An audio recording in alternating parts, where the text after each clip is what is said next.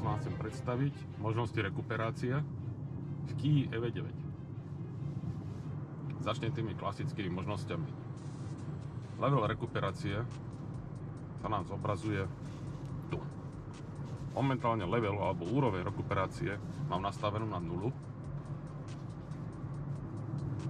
To znamená, že rekuperácia je nulová, tzv. Plachtenie.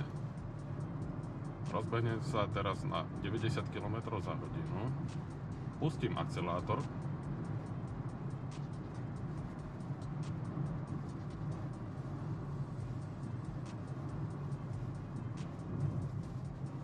Tých pár kilometrov za hodinu, čo spomalilo, tak to, že som išiel trošku hore kopcom.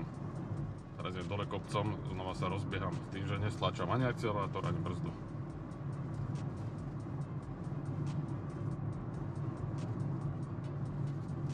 Ľavým pádlom pod volantom pridávam, zvyšujem úroveň rekuperácie, pravým uberám.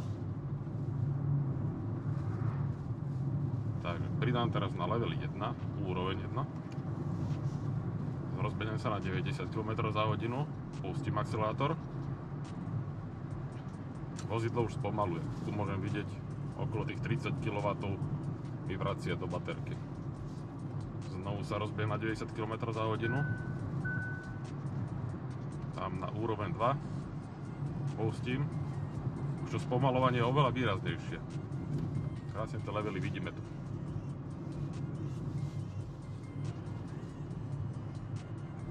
Ešte sa rozbehnem. Pustím. Okolo tých 50-55 kW sa mi vracia naspäť do baterky pri leveli 2. Pri úrovni 2. Pri leveli 3 skúsim z 90-ky spomaliť na úplné minimum, iba rekuperáciou.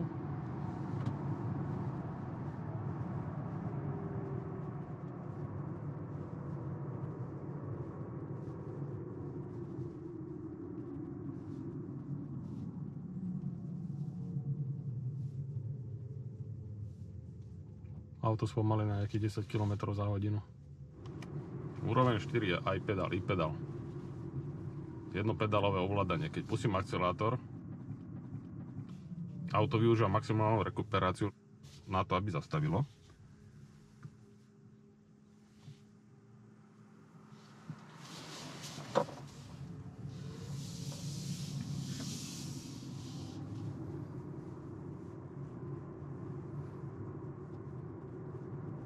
Jedine iPedal zastaví vozidlo až na 0. Level 1, 2, 3 spomalí len do 10 km za hodinu. Ďalej už nespomaluje. Približne. Samozrejme záleží od sklonu vozovky.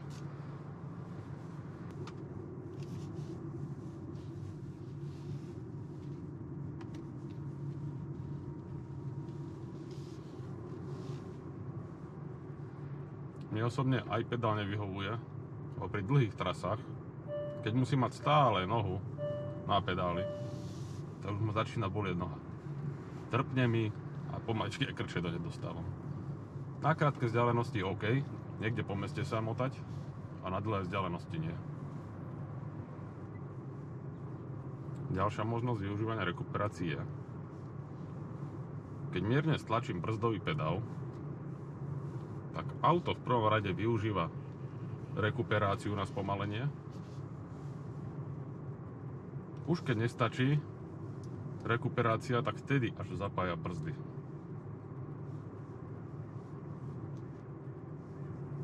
Ďalšia super funkcia je podržanie ľavého pádla. Pokiaľ držím ľavé pádlo,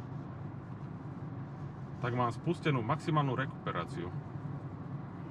Je to ideálne na spomalenie vozidla pri iných leveloch ako iPedal. Napríklad mám ten level 2, chcem spomaliť, pridržím ľavé pádlo, využíva sa maximálna rekuperácia a auto spomaluje bez toho, aby využívalo brzdy.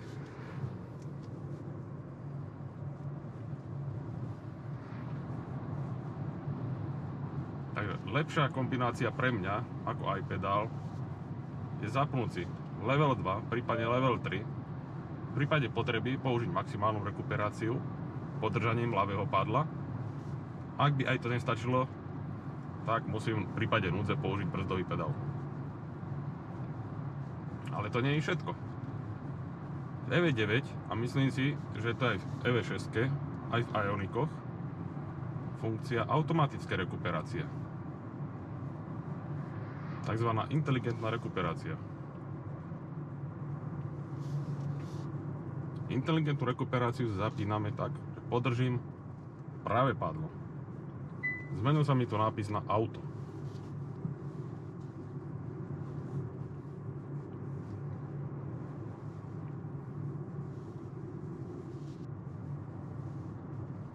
Táto automatická alebo inteligentná rekuperácia mi maximálne vyhovuje. O čo tu vlastne ide? Pri zapnutej automatickej alebo tej inteligentnej rekuperácii auto automaticky upravuje silu rekuperácie podľa sklonu vozovky a podľa jazdy auta predo mnou. To znamená, teraz mám zapnutú automatickú rekuperáciu, nápis je šedivý, ešte nezaznamenalo auto predo mnou cudzie auto, už sa zmenilo na zeleného, zaznamenalo, a sila rekuperácie, ten spodný maličký bar, ukazuje, aký je level teraz momentálne rekuperácie. Prispôsobuje sa autu predo mnou. Skúsim na chvíľku zrýchliť. Pustím akcelátor. A môžete vidieť, sila rekuperácie sa upravuje.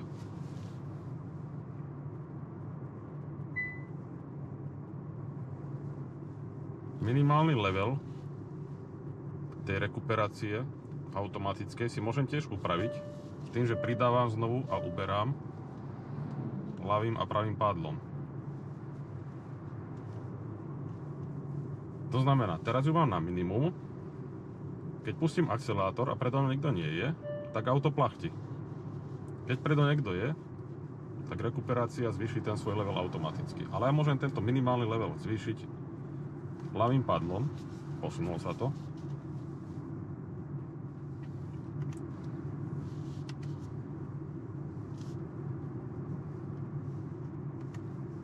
Znovu som dal, teraz som ide v polovici, tak ako keby som mal klasický level 2. Teraz tú automatiku upravuje len v tom malom rozmedzi. Medzi level 2 a maximum. Aj v tomto prípade funguje využitie maximálnej rekuperácie s tým, že podložím ľavé padlo pod volantom. Tak, teraz maximálna rekuperácia.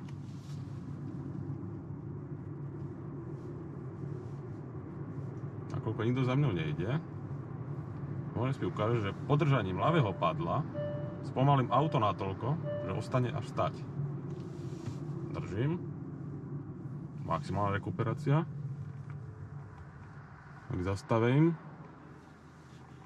napíše aj stop.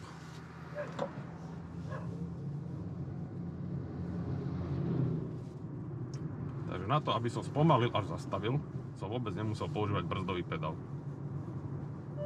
A táto možnosť mi najviacej vyhovuje.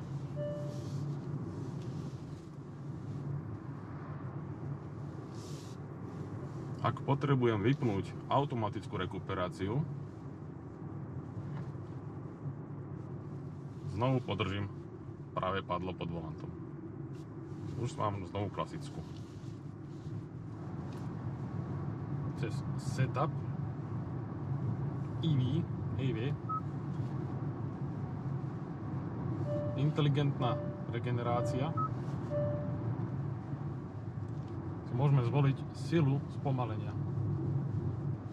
Mierne spomalenie, stredné spomalenie, výrazné spomalenie.